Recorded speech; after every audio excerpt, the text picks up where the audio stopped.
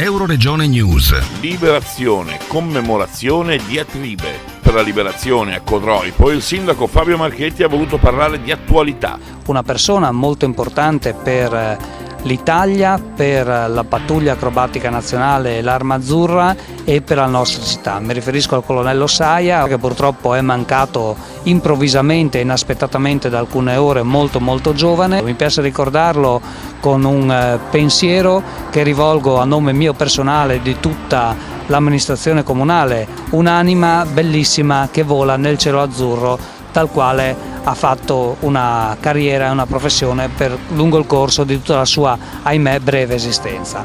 Il secondo ricordo l'ho dedicato alle oltre 300 donne e uomini che stanno difendendo da un lato la nostra pace all'esterno dei confini nazionali, ovvero sia i bianchi lancieri che stanno svolgendo le missioni di pace in Libano, ma soprattutto a coloro i quali stanno svolgendo l'operazione Strade Sicure in quel di Milano. Dal Medio Friuli per Euroregione News, Marco Mascioli. I nostri servizi sono disponibili su internet all'indirizzo www.euroregionenews.eu.